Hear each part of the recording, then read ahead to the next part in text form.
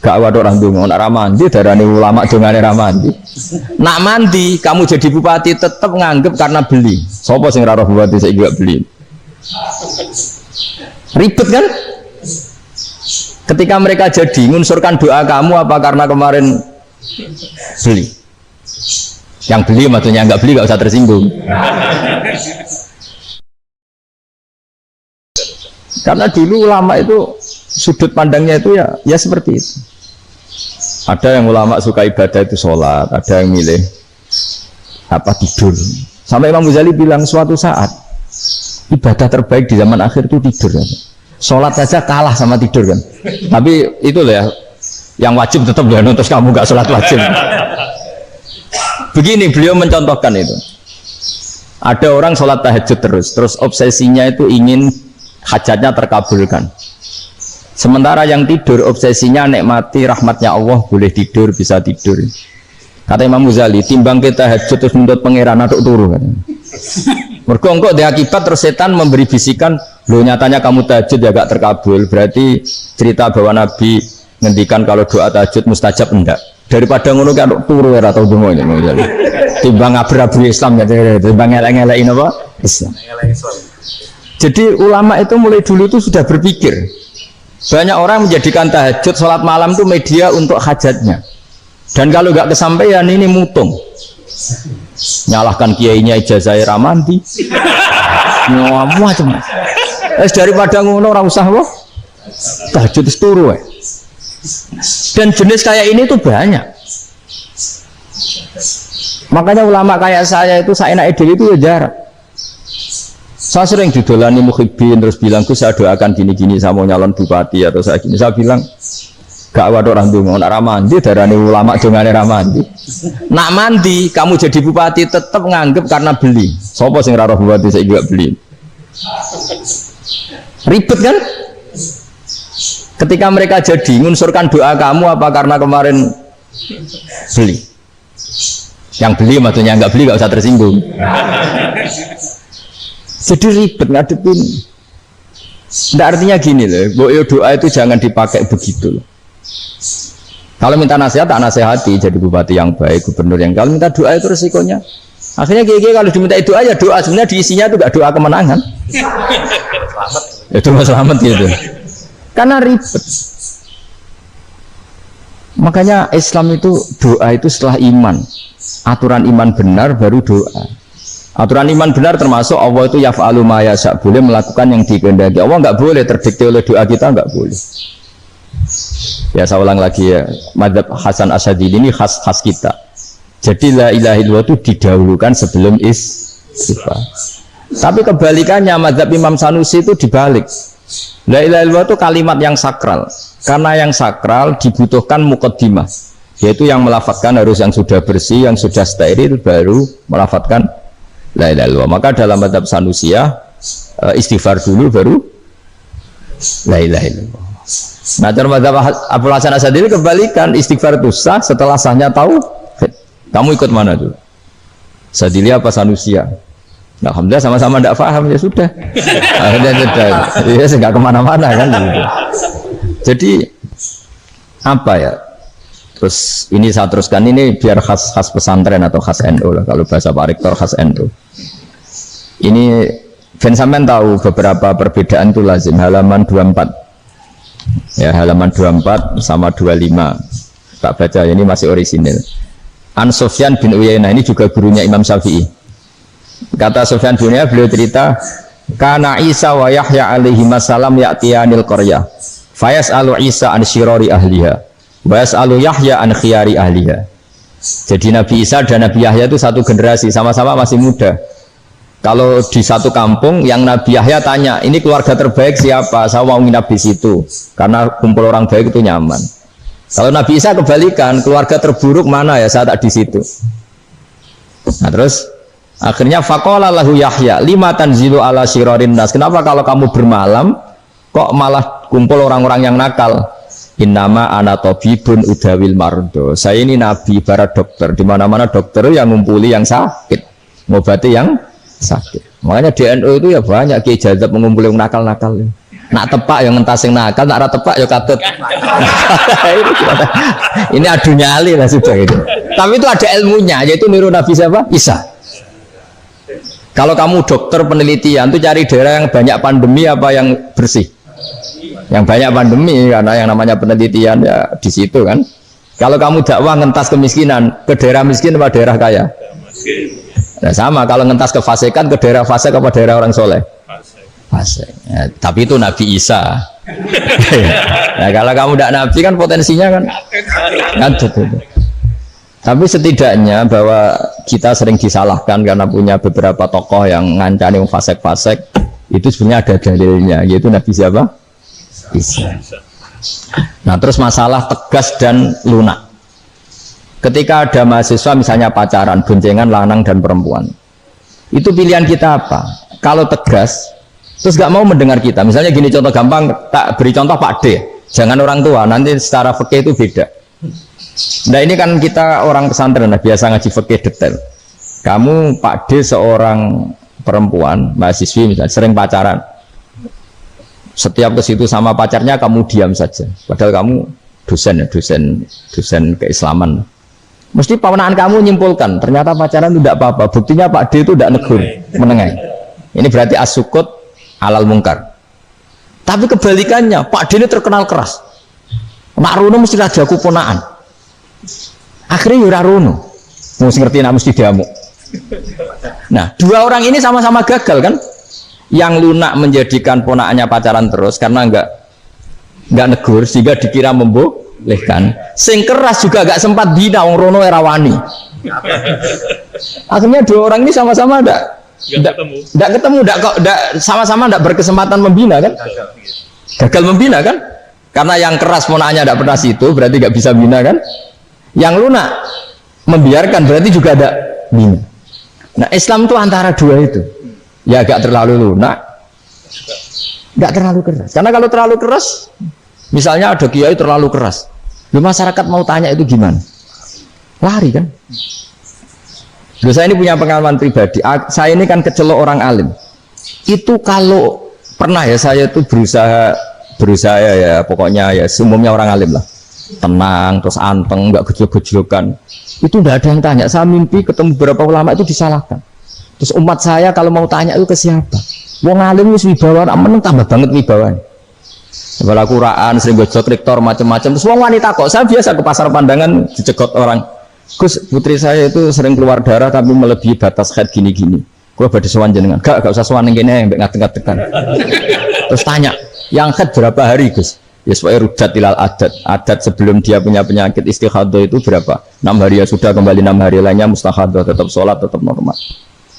Tapi kalau saya wibawa mau pasar gue tasbih dulu iku mesti wong salaman njaluk donga yakin.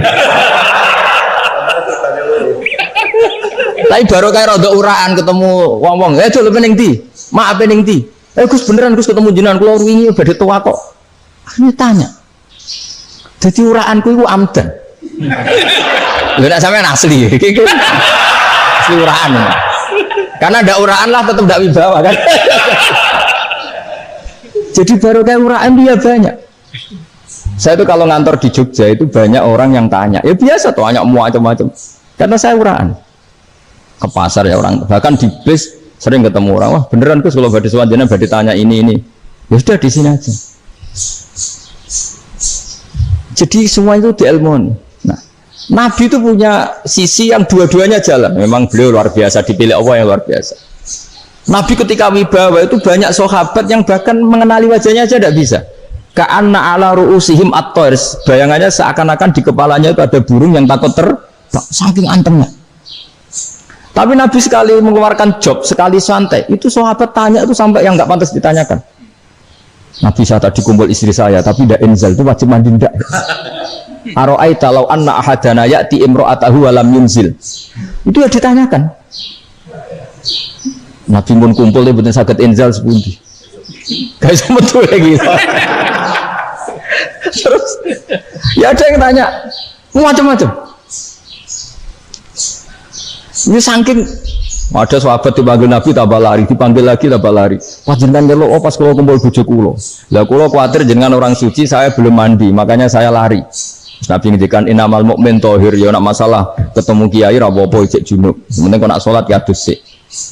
Tapi Nabi sekali pakai mazahirul jalal, tapi pakai wibawanya, itu orang enggak berani ngomong. Tapi sekali Nabi rileks, itu orang bisa tanya apa saja, termasuk halal yang enggak pantas. Lalu ada sahabat itu tanya lucu, tanya Maimunah. Maimunah itu ya cantik tapi sudah agak tua lah.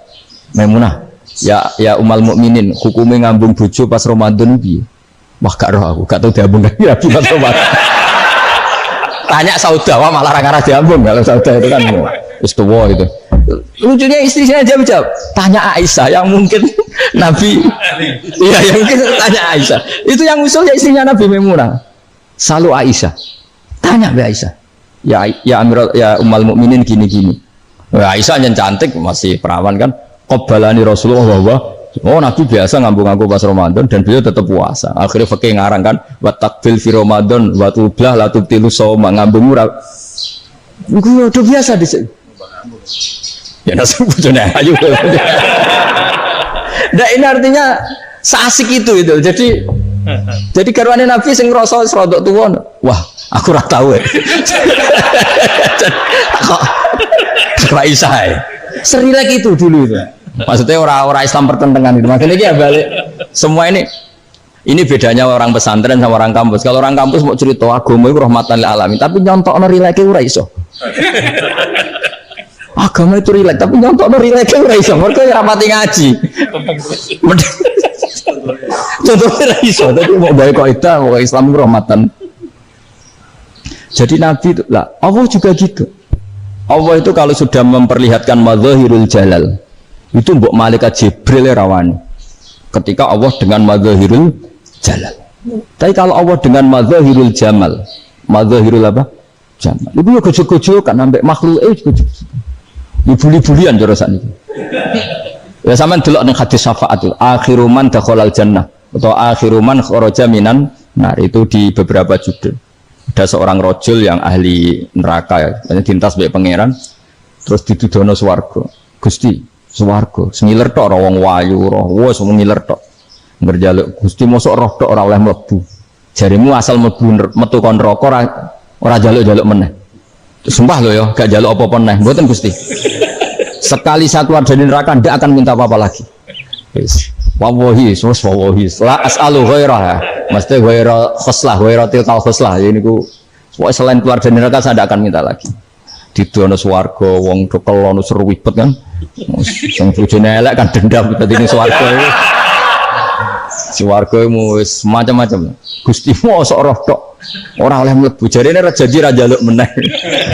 Akhire ya wis didelokno neraka. Jadi pangeran jawabe gampang, didelokno neraka. Roh neraka begitu menyakitkan, begitu ngeri. Sudah Gusti saya tidak minta surga, sementing nggak masuk neraka. Rabbana srif anna adzab jahannam. Setelah lama itu diadepno swarga njuk mlebu swarga, terus diadepno neraka. Akhirnya ya sudah. Saiki mlebu swarga gak apa-apa. Iku jawabe lucu. Atas tazib jenengan menyek kula. Mengkarwan ra di swarga kok mlebu swarga. Terus akhirnya mlebu swarga, kan mlebu swarga tamanna, sangen-angen sembo jaluk apa? Orang angan-angan yang indah-indah, laka, wa asratu amsal, ya siku tak turuti, wa asratu amsalih, lan lipatan ke-10. Jatuh wong lanang ya lucu, atas tahzi ubi wa anta rabbul alamin. Jenengan pangeran kok ngenyekan, maksudnya wis karuan aku ora pantes kok. Terus dari pangeran, la astahzi ubika, walakinni alama asya'u qadir. Aku gak ngenyek kowe, pancen aku pangeran, nuruti kowe iku iso. Jadi Allah sendiri ketika dengan madzahirul jamal, itu malaikat ya ono sing wani bantah. Masyhur itu kan malaikat sing bantah pangeran atas alufia mayufsidu fiha wa yasfikut. Karena Allah dengan madzahirul jamal. Yang paling masyhur Nabi Musa. Nabi Musa itu ketika Nabi Mi'raj. Nabi Mi'raj itu beliau kira-kira di langit keempat lah yang masyhur atau kelima. Melangkahi. Nabi Musa menangis, ya Rabbi ini apa-apaan? Orang sing ja'a ba'di kemudian melangkahi makom saya ini apa-apaan? Jadi Nabi Muhammad kan apapun hebatnya kan junior. Kok melangkahi makom saya ini apa-apaan? Enggak fair ya? Sampai Nabi Muhammad itu tanya gini sama Jibril, reaksi Allah gimana ketika melihat Musa seperti itu? Jawab malaikat Jibril lucu. Ya roh khiddatahu. Allah sapal gayane Musa. Biar. Ya dibiarin aja sama apa. Tapi jenenge Nabi Musa itu kekasihnya Allah. Tetap berkah bagi kita. Betul. Ketika setelah Mi'raj diwajibkan sholat 50. Gendena Nabi Musa kelihatan nabinya. Sebenarnya Nabi Musa itu sebetulnya loh, gak menguntungkan kita sebetulnya. Tapi yang menguntungkan. Sebenarnya tidak niat menguntungkan kita, tapi menguntungkan. Nabi Ibrahim kan di langit ke-6, keren lah. Konti dong ketemu Allah ngeten-ngeten kan sholat seket. Karena Nabi Ibrahim terkenal Nabi baik, tidak bantah. Bareng Nabi Musa. Kenapa itu celok pengira? Aku lakukan sholat ping seket. Inna ummataka la tutiku dalik. Wah, gak kuat umatmu. Serai-rai gak umatmu orang arah kuat seket. Tapi sebenarnya Nabi Musa itu niatnya bukan membela kita. Fa inna ummati la umatku sing gagah-gagah ra iso mulai umat. Berarti sebetulnya ya itu masih pakai gengsinya gitu. Wes ngono-ngono lah sementing kita untung. Sebetulnya dia itu gak terima wong umat saya aja yang lebih kuat. Gak kuat apalagi umatmu. Lah terus sebut ini, irji ila rabbika fas'alhu takhfif. Itu berarti Allah dengan madzahirul jamal. Sudahlah, datang ke Allah minta keringanan. Allah itu baik. Minta, ambek Allah itu ringanan mau 5 tok. Jadi cek 45. Balik Nabi Musa, piro 45, cek ra kuat umat. Wong umatku ra kuat. Jadi sebenarnya dia bilang umatku ra kuat. Lu cara Nabi Muhammad model wong Malang. Lu beda umatku mbek umatmu. Ribet kan? Itu. Nabi Muhammad kan tidak seperti itu kan? Tidak punya akhlak Malang kan? Akhlak. Maksudnya akhlaknya mujur itu, akhlak yang baik gitu. Ya akhlak yang mujur, bukan yang Malang gitu. Jadi Nabi ya manut. Tinggal 40 kan, dikurangi lagi 35 sampai 9 kali kan? Masyhur itu. Ya kan kalau dikurangi 55 kan berarti turun naik kan? 9 kali. Itu setelah 5 itu Nabi Musa cek usul masih ragu. Itu cara Nabi munggah nentek.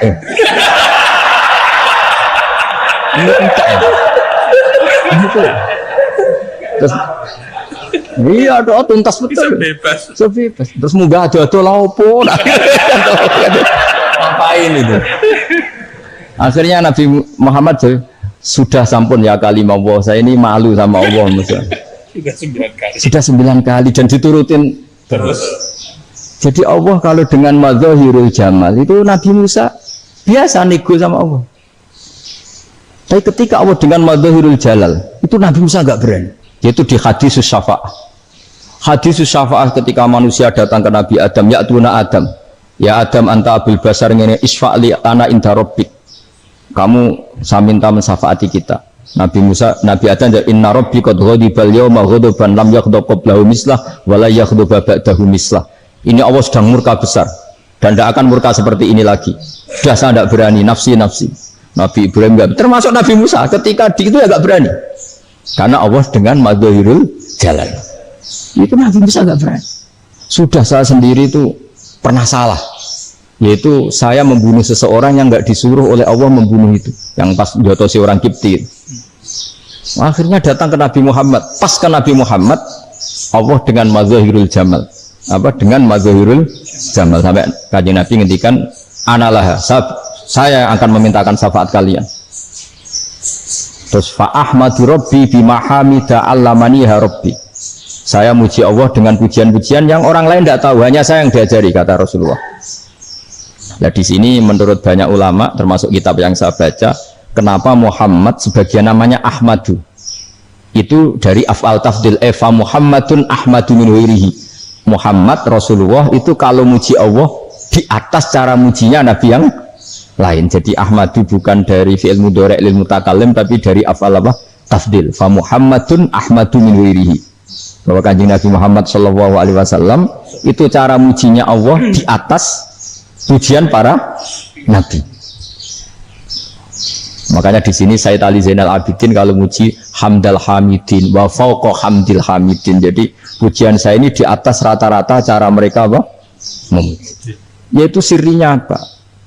Nabi itu tahu bahwa akhirat itu tidak bisa batasi Allah. Kamu tidak bisa nyemprit Allah. Allah, ini akhirat tuh, amal sudah ada manfaat, ingat itu. Tidak bisa seperti itu. Allah itu nggak bisa tunduk sama konstitusi yang bernama akhirat. Artinya Allah meskipun di akhirat tetap duwe hak yaf'alu ma biasa atau yaf'alu ma yurid. Nggak bisa kamu terus, wah ini akhirat, amal ra iso dikirim wong mati, amal ra iso dikirim. Yo pangeran kok mbok atur. Kalau kita yang mengirimkan tidak bisa, tapi kalau Allah tetap bisa. Makanya ada kiai mengatakan kodok qadar ora iso dirubah, itu kamu. Makanya ada seorang kiai ditanya, kodok qadar ora iso dirubah, sekali dicatat selesai. Jadi kiai tadi, tapi nak Allah iso. Dalile apa yang huwa ma yasha wa yusbit. Nak Allah ya iso, sing ra iso kan kita. Nah, Nabi itu tahu betul meskipun akhirat itu Allah masih bisa dinego saking baiknya. Akhirnya Nabi sujud, masyhur itu terus, ya Muhammad irfa' ra'sak wasaltu ta' wasa'tu safa. Ismat sirahmu angkat, tunjuk apa tak turuti. Semenjak itu Nabi minta apa? Syafaat. Artinya apa? Ketika Nabi lain berpikir bahwa akhirat ini membatasi amal, karena sudah Nabi tahu betul kalau Allah tetap Allah, yang nggak terbatas kekuasaannya, nggak terbatas rahmatnya juga saat dia